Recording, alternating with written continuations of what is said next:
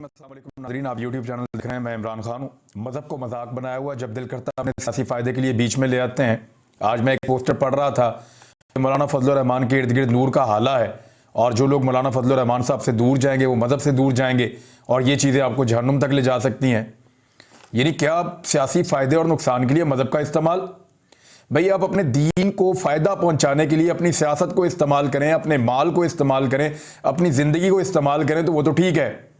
लेकिन अगर आप अपनी ज़िंदगी को फ़ायदा पहुंचाने के लिए, अपनी सियासत को फ़ायदा पहुंचाने के लिए, अपनी ज़ात को फ़ायदा पहुंचाने के लिए, अपनी जान को फ़ायदा पहुंचाने के लिए मज़हब को इस्तेमाल करें तो वो गलत है। ये बिल्कुल गलत है।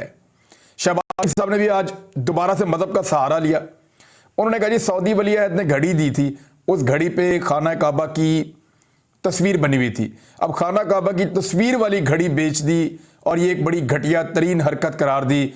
और वो ये इस तरह बता रहे थे कि बहुत मुकद्दस वो घड़ी थी जिसके ऊपर खाना काबा बना हुआ था और उस घड़ी को बेच देना इमरान खान साहब की एक बड़ी घटिया हरकत करार दी शहबाज शरीफ साहब ने। अब ज़रा मैं आपको तस्वीरें दिखा देता हूँ। ये है जी सऊदी अरब का नोट। ये 50 रुपए का नोट है सऊदी अरब का और इसके ऊपर बैतुल मक़दस की तस्वीर बनी हुई है, मुसलमानों का किबलतुल अव्वल। ये 100 रुपए का नोट है सऊदी अरब का। इस पे मस्जिद नबवी की तस्वीर बनी हुई है जहां हम सब जाना चाहते हैं। सब्ज़ गुंबद आपको नज़र आ रहा है। और ये है जी 500 रियाल का नोट। ये 500 रियाल वाला जो नोट है इसके ऊपर खाना काबा की तस्वीर बनी हुई है। ये तो बाज़ारों में चल रहे हैं, अरबी जेब में लेकर घूम रहे हैं। नोट एक दूसरे को देते हैं चीज़ों के बदले। ये तो फिर देने नहीं चाहिए। फिर जिस कंपनी ने इस घड़ी को बनाया था खाना काबा के डिज़ाइन वाली, उस कंपनी तो बेचा है ना मोहम्मद बिन सलमान को, तो उनको भी नहीं बेचनी चाहिए थी। लोग तस्बीह बेचते हैं, जानमाज बेचते हैं। लोग जो है वो बहुत सारी ऐसी चीज़ें जो हैं वो बाजार के अंदर लेकर आते हैं। आप कुरान पाक जब हदिया देकर उसको लेते हैं, बेशक हम खरीदने का लफ्ज़ इस्तेमाल नहीं करते लेकिन उसके लिए भी आप पैसा देते हैं। तो शहबाज शरीफ साहब अपनी सियासत के लिए इतना गिर जाएंगे कि वो मज़हब का कार्ड इस्तेमाल करेंगे। इस आदमी से तवक्को की जाती थी कि कारकर्दगी के ऊपर बात करेगा और बड़ा एडमिनिस्ट्रेटिव इनको कहा जाता था। लेकिन मुझे एक नबी अकरम सल्लल्लाहु अलैहि वसल्लम की हदीस मुबारका का मफहूम याद आ रहा है। आप सल्लल्लाहु अलैहि वसल्लम ने फरमाया था काबे की तारीफ़ करते हुए, लेकिन आप सल्लल्लाहु अलैहि वसल्लम ने फरमाया था कि एक मोमिन की जान की हुर्मत, उसकी इज्जत की हुर्मत काबे की हुर्मत से बढ़ के है। मफहूम उसका इस तरह से है हदीस मुबारका का। तो एमल कांसी को किसने हवाले किया था अमेरिका के?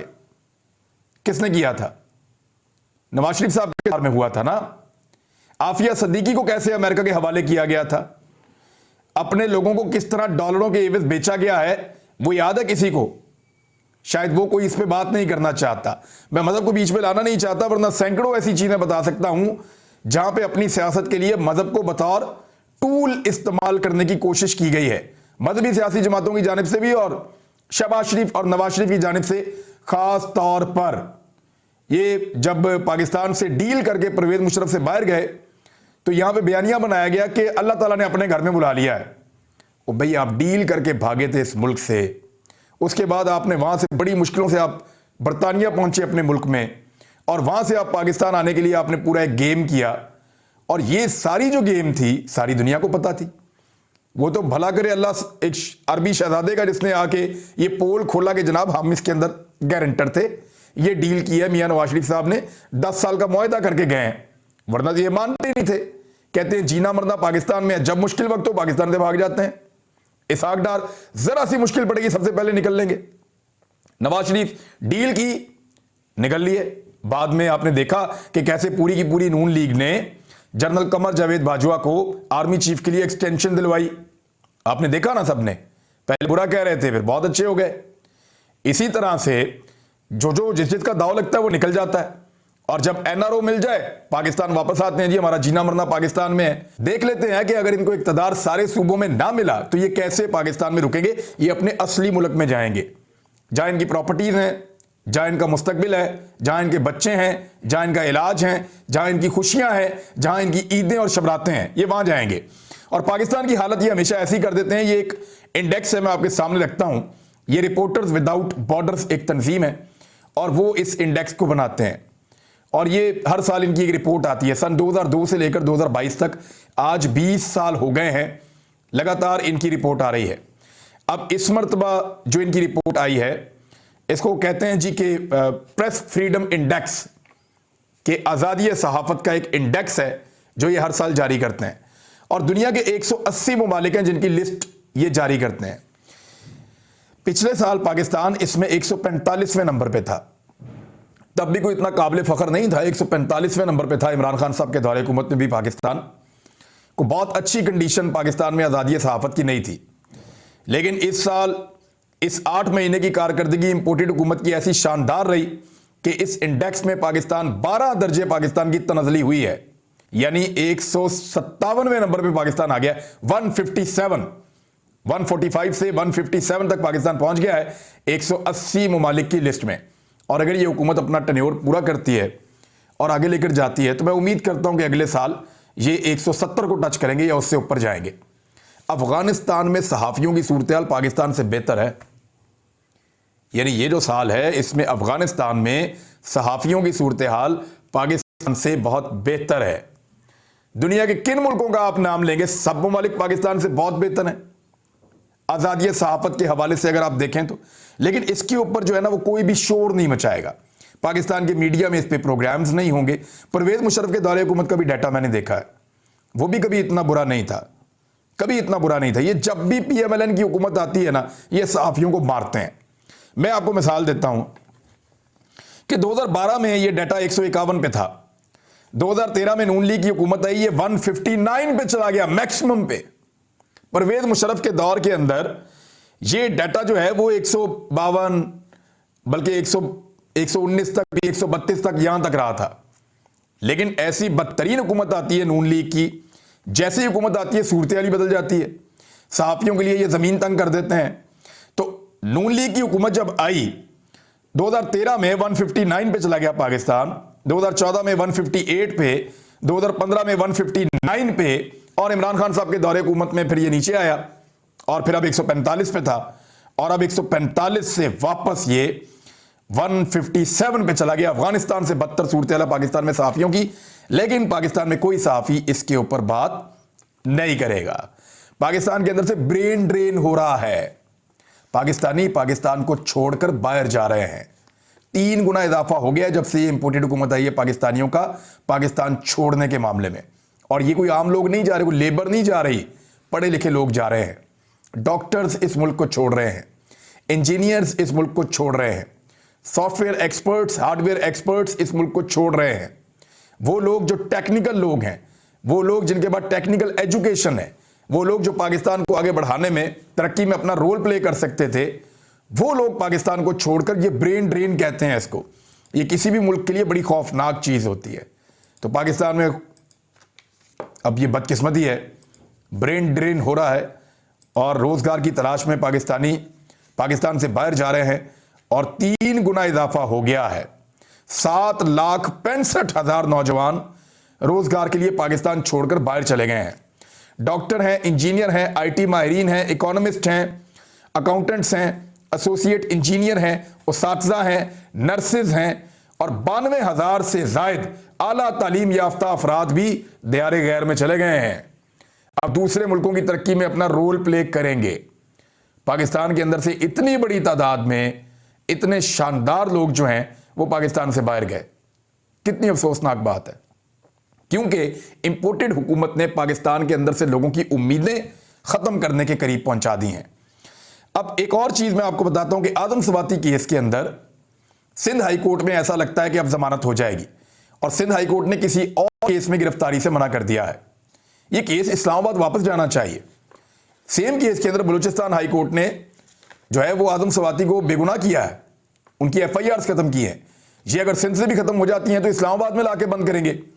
तमाशा बनकर रह गई है पाकिस्तान की एस्टेब्लिशमेंट, तमाशा बनकर रह गई है। पाकिस्तान के आर्मी चीफ को चाहिए कि ये तमाशा बंद करवाएं। सब जानते हैं, सब जानते हैं कि इस तमाशे के पीछे कौन है, सबको पता है कि ये क्या हो रहा है, और इससे पाकिस्तान के इदारों की बदनामी हो रही है। पाकिस्तान के इदारों और अवाम के बीच में फासले खुदा न खास्ता बढ़ते चले जा रहे हैं, और ये खुदा न खास्ता मजीद बढ़ते चले जाएंगे। इनको कंट्रोल करना है तो ये तमाशे बंद करने पड़ेंगे। ये जो फाशिस्ट हथकंडे हैं, लोगों को मारो, पकड़ो, घसीटो, नंगा करो, वीडियो बनाओ, बदनाम करो, हरासा करो, ये क्या तरीका है? इस तरीके से तो कोई मुल्क आगे नहीं चलेगा।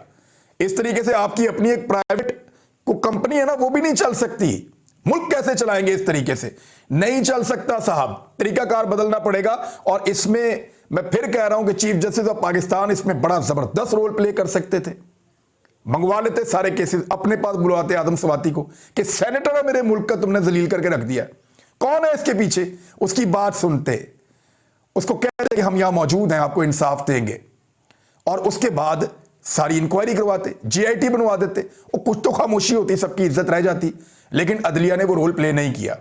मेरे ख्याल में चीफ जस्टिस ऑफ पाकिस्तान अगर इस पे नोटिस लें तो सबसे अच्छा है, वरना आर्मी चीफ को चाहिए कि इसको बंद करवाएं, इस सिलसिले को पाकिस्तान में। इससे इदारों की बदनामी हो रही है जो नुकसानदेह है, फायदेमंद चीज तो नहीं है। इस पूरी कौम को और फौज को इकट्ठे खड़े होकर दहशतगर्दी का मुकाबला करना है। इकोनॉमी पाकिस्तान की तबाह बर्बाद हो गई है, वो हालत कर दी इकोनॉमी की कि अब पाकिस्तान किसी भी लम्हे कोई बुरी खबर आ सकती है। आईएमएफ ने मुबैना तौर पे दिसंबर में आने से भी इनकार कर दिया है।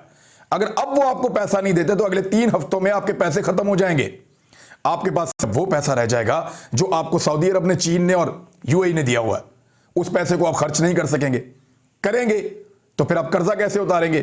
कर्जा उतारना है तो बहुत ज्यादा आपको लोगों के ऊपर बोझ डालना पड़ेगा, आईएमएफ की तमाम शराइत माननी पड़ेंगी, लोगों की कमर टूट जाएगी। ये इकोनॉमी की हालत कर दी है। ऐसी हुकूमत के साथ चाहे एस्टेब्लिशमेंट अपने आप को जोड़े, चाहे मीडिया का एक बड़ा हिस्सा अपने आप को जोड़े, जो इस हुकूमत के साथ जुड़ेगा वो बदनाम हो जाएगा। जो इनके साथ जुड़ेगा वो अपनी मंजी ठोक लेगा पाकिस्तान में। वजह यह है कि इन्होंने पाकिस्तानियों के पल्ले ही कुछ नहीं छोड़ा। अब प्लान कर रहे हैं अगला इलेक्शन लड़ने का, मियां नवाज शरीफ को वापस लेकर आएंगे। वो भाई 3 साल तक इश्तिहारी रहे हैं, मफरूर रहे हैं, पाकिस्तान वापस आ रहे जी, इलेक्शन के चक्कर में आ रहे हैं। यानी जैसे ही पाकिस्तान में इलेक्शन हारेंगे वापस पाकिस्तान से बाहर चले जाएंगे अपने मुल्क में। ये मुल्क इनका है ही नहीं, ऐसा लगता है। ना इनको गरीबों की गुर्बत का एहसास है, ना महंगाई का एहसास है, ना बेरोजगारी का एहसास है, ना लोगों की जानो माल का एहसास है। तमाशा इन्होंने इस मुल्क के अंदर लगाया हुआ है। जब इक्तदार की बारी आती है पाकिस्तान में आ जाते हैं, इक्तदार मिलता है तो ठीक है, इक्तदार के मजे लिए, नहीं मिला तो पाकिस्तान से बाहर चले गए। अब मियां नवाज शरीफ साहब वापस आएंगे और कहेंगे जी बहुत बड़ा लीडर पाकिस्तान वापस आ रहा है। ये वो आदमी पाकिस्तान वापस आ रहा है जो मसीहा है। और 3 साल तक ये मसीहा कहां था? जेल काट लेते, जेल से मशरूत तौर पे 2 महीने से भी कम टाइम के लिए निकले हैं। 3 साल हो गए वापस नहीं आ रहे। अब इलेक्शन है तो अब वापस आना है। मैं चैलेंज करता हूं नवाज शरीफ इलेक्शन में ना आए, इलेक्शन के बाद आ जाए, लेकिन इलेक्शन में वापस आना है क्योंकि मैंने इलेक्शन लड़ना है। और इमरान खान को नाअहल करके दो, क्योंकि मेरे से वादा किया गया एस्टेब्लिशमेंट की जानिब से कि इमरान खान को नाअहल करके दिया जाएगा। अब देखते हैं एस्टेब्लिशमेंट नवाज शरीफ से किया हुआ वादा पूरा करती है या नहीं करती कि इमरान खान को नाअहल करना है। ये तो बड़ा इंपॉर्टेंट है नवाज शरीफ के लिए, क्योंकि उनसे वादा किया गया है और उसकी बुनियाद के ऊपर नवाज शरीफ साहब ने भी बहुत सारी चीजें की हैं। अब पीएमएलएन भी इलेक्शन लड़ने की तैयारी में उतर गई है। उनको अंदाजा हो गया है कि चीजें अब सीरियस हो रही हैं और इमरान खान असेंबलियां डिसॉल्व कर देंगे। इमरान खान को नाअहल करने की भी पूरी तैयारी की गई है। उधर मुराद सईद ने भी एक खत लिख दिया है सदर पाकिस्तान को। वो कह रहे हैं उनका पीछा किया जा रहा है। और उन्होंने, मैं मुराद सईद को जानता हूं, बुज़दिल आदमी नहीं है, बहादुर आदमी है, उसने बहुत सारी चीज़ों को फेस किया है और वो पीछे हटने वाला आदमी भी नहीं है, ईमानदार आदमी भी है। और ये मुझे बात बहुत सारे लोगों ने बताई है कि मुराद सईद उन मिनिस्टर्स में था जिनने सबसे कम खर्चा किया और सबसे बेहतरीन काम किया, बल्कि अपना जाती खाना भी अपने पास से खाता था, अपनी मिनिस्ट्री से इसने खाना तक नहीं खाया। ये ऐसा आदमी था। तो अब मुराद सईद के ऊपर जो है वो हमला प्लान किया जा रहा है, क्योंकि मुराद सईद ने 3-4 ऐसी चीज़ें की हैं जिससे बहुत सारे लोगों को प्रॉब्लम है। एक तो जो टीटीपी के मामले में मुराद सईद बहुत खुलकर सामने आए और उन्होंने कोशिश की कि स्वात के अंदर अमन कायम रहे, और उनका वो प्रोटेस्ट जो है उसके बाद उनको धमकियां भी मिली। दूसरा, अरशद शरीफ के मामले में वो बहुत फ्रंट फुट पे आकर खड़े हुए और उन्होंने कहा उनके पास सबूत हैं और उस पर बात करना चाहते हैं, जो उनसे कहा जाएगा वो तमाम सबूत फराहम भी करेंगे। ये बहुत इंपॉर्टेंट है। अब जो लोग पीछे हैं वो फिर मुराद सईद के भी पीछे हैं। फिर जो मुराद सईद की अपनी एक सियासत है वो भी एक रीजन है इस सारे मामले में। इमरान खान साहब ने एक बड़ा फैसला किया है इस बीच में, वो ये है कि पहले पंजाब असेंबली को तहरील किया जाएगा। ये अगर आप पॉलिटिकली देखें ना तो ये एक सियासी छक्का है जो इमरान खान साहब ने और उनकी पार्टी ने फैसला किया है लगाने का कि पहले परवेज इलाही साहब असेंबली तोड़ें, फिर महमूद खान साहब असेंबली तोड़ेंगे। अब परवेज इलाही से पहले असेंबली तोड़वाने का मकसद क्या है? एक तो यह है कि अगर खैबर पख्तूनख्वा की असेंबली तहलील हो जाए और परवेज इलाही साहब बाद में इनकार कर दें तो फिर पीटीआई जाएगी कहां? उनके पास तो फिर कुछ भी नहीं बचेगा। पंजाब में हुकूमत उधर चली जाएगी और खैबर पख्तूनख्वा की खुद खत्म कर देंगे, तो एक सूबे में दोबारा इलेक्शन हो जाएगा, तो पीटीआई को क्या मिला? कुछ भी नहीं। तो होना यह चाहिए कि पहले पंजाब के अंदर असेंबलियां तहलील हों, पंजाब की असेंबली, और उसके बाद खैबर पख्तूनख्वा की तहलील हो, और एक हुकूमत को अपने पास रखकर दोबारा हुकूमत को नेगोशिएशन का मौका दिया जाए। यानी किया यह जाए कि 20 तारीख के आसपास पंजाब असेंबली को तहलील किया जाएगा और उसके बाद यह किया जाए कि हुकूमत को मौका दिया जाए कि अगर आप चाहते हैं सारे इलेक्शन इकट्ठे करवाना तो ठीक है, वरना 3-4 दिन के बाद या 5 दिन के बाद यह देख करके यहां पे निगरान सेटअप कैसे बन रहा है, यहां पे किस तरीके से निगरान हुकूमत बनाई जा रही है और कोऑपरेशन हो रहा है या नहीं हो रहा, 2 नंबरी किस लेवल की हो रही है, इन सारी चीजों पे गौर करने के बाद फिर खैबर पख्तूनख्वा के अंदर असेंबली तहलील की जाए। तो ये एक स्ट्रेटजी है असेंबलियों को तहलील करने के हवाले से, और ये बहुत इंपॉर्टेंट है। मेरे ख्याल में इससे इमरान खान साहब को फायदा पहुंच सकता है कि दोनों असेंबलियों को एक साल तहलील करने के बजाय पहले पंजाब की कर लें और बाद में खैबर पख्तूनख्वा की कर लें। नवाज शरीफ की वापसी के लिए अब पुराना बयानिया तो खत्म हो गया, वोट को इज्जत दो। वो तो जैसे ही ये वोट को इज्जत दो का नारा लगाएंगे या गाना लगाएंगे, लोग हंसना शुरू हो जाएंगे कि आपने तो बूट को इज्जत दे दी है, और इतनी इज्जत दे दी है कि बूट की चमक ही खत्म नहीं हो रही। तो अब एक नई टैगलाइन लाई जा रही है कि सच्चा कौन तो झूठा कौन, झूठा कौन तो सच्चा कौन। तो इस किस्म की अब एक मुबैना तौर पे बनाई जा रही है, मार्केट में बात आ गई है। तो अब इस किस्म के ड्रामा से या इन चीज़ों से लोग नहीं मानेंगे। आपने बेड़ा गर्क कर दिया पाकिस्तान की इकॉनमी का, कुछ पल्ले छोड़ा ही नहीं पाकिस्तान की इकॉनमी के, हर चीज़ पाकिस्तान की इकॉनमी के अंदर आपने डिबो कर रख दी है। लोग नहीं मानेंगे। मुझे नहीं लगता कि इस वक्त पीडीएम या पीएमएलएन इलेक्शन लड़ सकती है अगर इमरान खान साहब ने बहुत बड़ी बड़ी गलतियां ना की तो। अब तक इतनी, अपना ख्याल रखिएगा, अपने इस चैनल का भी